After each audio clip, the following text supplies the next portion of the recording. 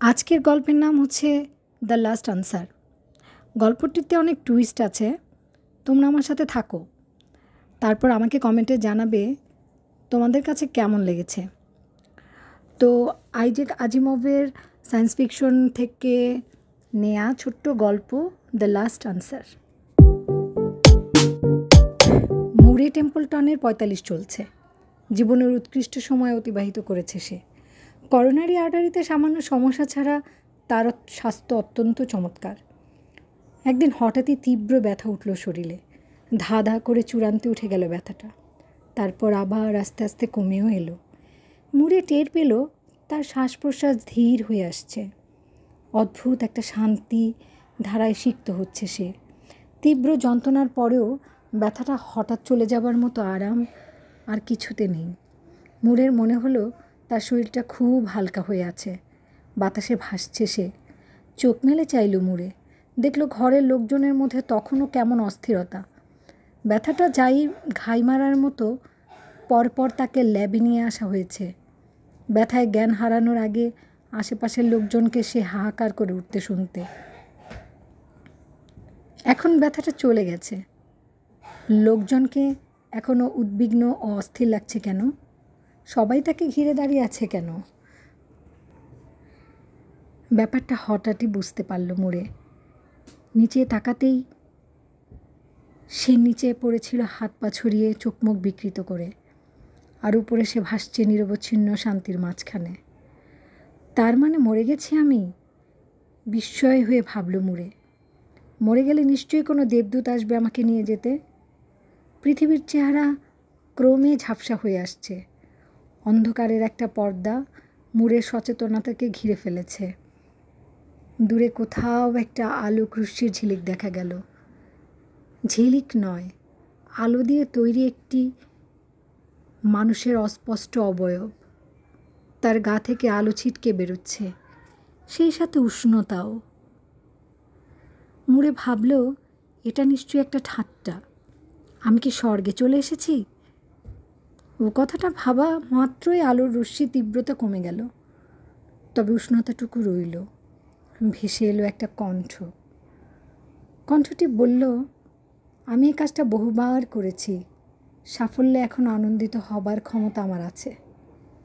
মুরে জবাবে কিছু বলতে চাইল, কিন্তু ওর মুখ, জিভ বা ভোকাল কর্ড আছে কিনা মনে করতে পারল না। তবু শব্দ করতে চাইল। বেরিয়ে এলো শব্দ। নিজের কণ্ঠই চেনা যায়, পরিষ্কার। মুরে জানতে চাইল, এটা কি স্বর্গ? কণ্ঠটি জবাব দিল, জায়গা বলতে তুমি যা বোঝো এটা তা নয়। বিব্রত বোধ করল মুরে, কিন্তু পরের প্রশ্নটাও করে বসল, ক্ষমা করবেন, কথাটা পাগলের মতো শোনালেও জানতে চাইছি আপনি কি ঈশ্বর? অবাক শোনালো কণ্ঠ। ব্যাপারটা অদ্ভুতই বলতে হবে। এই প্রশ্নটা সবাই আমাকে করে বিভিন্নভাবে। আমি জবাবে এমন কিছু বলবো না যা তুমি উপলব্ধি করতে পারবে না। তুমি আমাকে যা খুশি ভেবে নিতে পারো। মুরে বলল, আমি কে? আত্মা নাকি কেবল মূর্ত কোনো অস্তিত্ব? বিদ্রুপাত্মক শোনালো তার গলা। কণ্ঠটি বলল, ইচ্ছে হলে নিজেকে আত্মা ভাবতে পারো, তবে তুমি আসলে ইলেকট্রোম্যাগনেটিক ফোর্সের একটি বন্ধন। তবে তোমার চিন্তা করার ক্ষমতা আছে, তোমার স্মৃতিশক্তি আছে, আছে ব্যক্তিত্ব। তুমি যে তুমি, এটা তুমি বুঝতে পারছো? মুরে বলল, আপনি বলতে চাইছেন আমার মস্তিষ্ক নির্যাস স্থায়ী? না, তা নয়। আমি যতক্ষণ ইচ্ছা না করি ততক্ষণ কোনো কিছুই তোমার স্থায়ী নয়। আমি বন্ধন তৈরি করি। তোমার শারীরিক অস্তিত্বে যখন ছিল সে সময় আমি ওটা গঠন করে দিয়েছি। তবে এ কাজটা আমি খুব কমই করি। তোমাকে নির্বাচন করেছি তোমার যোগ্যতা দেখে। কৌতূহলী হয়ে জিজ্ঞেস করলো মুরে, নির্বাচনটা কি আপনি নিজেই করেন, নাকি আপনার মতো আরও অনেকে আছে? কণ্ঠটি বলল, আছে কি নেই তা জানা তোমার প্রয়োজন নেই। এই বিশ্ব ব্রহ্মাণ্ড আমার, আর আমি একা। এটা আমার সৃষ্টি, আমার গঠন, তৈরি হয়েছে শুধু আমার উদ্দেশ্য পূরণের জন্যে। আপনি তো এরকম অনেককে তৈরি করেছেন, তাহলে আমার সঙ্গে সময় কাটাচ্ছেন কেন? আমি কি খুব জরুরি কিছু? কণ্ঠ বলল, তুমি জরুরি কিছু নও।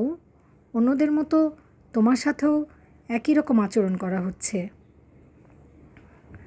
আপনি কি অদ্বিতীয়? কণ্ঠটি একটু নেমে গেল।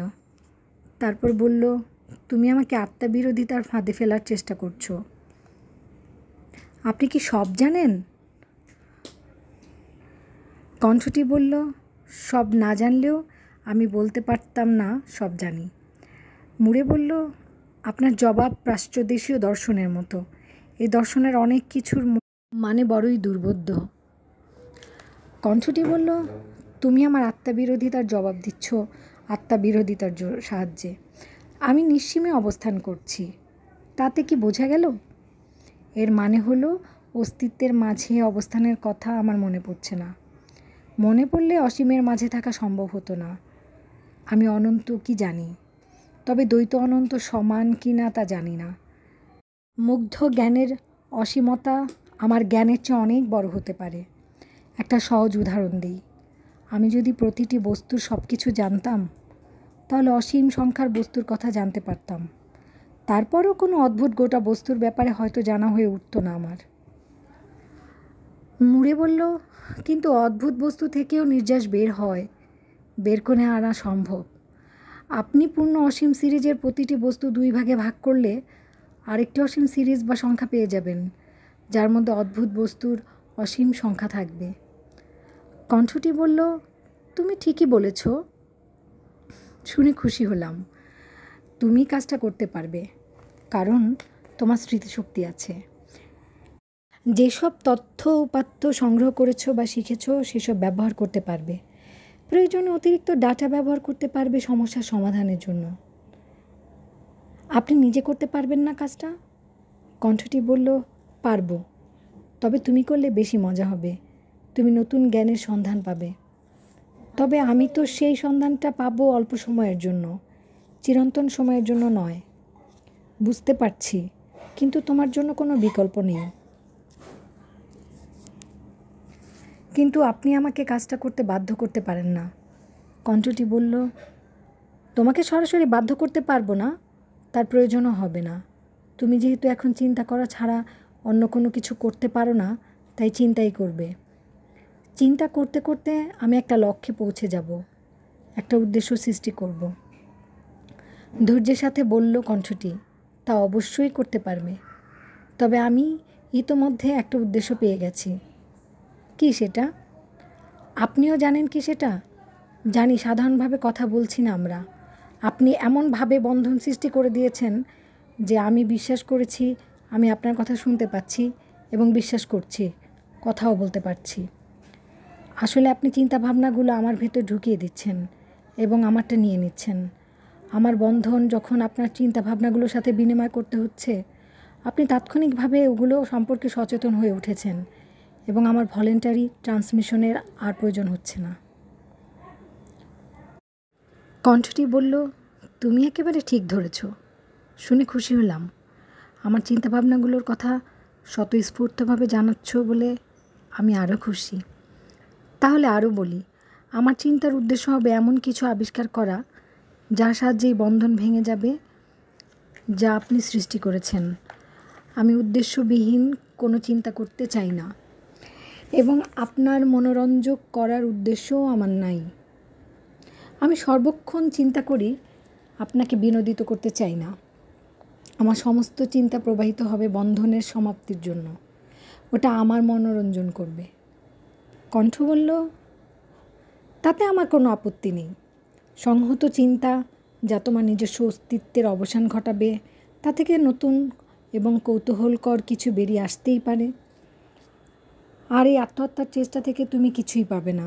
আমি তাৎক্ষণিকভাবে তোমাকে আমার পুনর্গঠন করব এবং তোমার আত্মহত্যার প্রচেষ্টাকে বাধা দেব। এরপর আরেকটি উপায় যদি খুঁজে পাও নিজেকে ধ্বংস করার জন্য, আমি আবার তোমাকে সৃষ্টি করব। এভাবে চলতে থাকবে। এটা খুব মজার একটা খেলা হবে, কিন্তু তুমি কখনোই অসীমভাবে বেঁচে থাকবে না। এটাই আমার ইচ্ছা। কেঁপে উঠল মোড়ে, তবে শান্ত গলায় বলল, তারপর আমার জায়গা হবে নরকে, তাই না? এখানে স্বর্গ নরক বলে কিছু নেই, শুধু আমি আছি।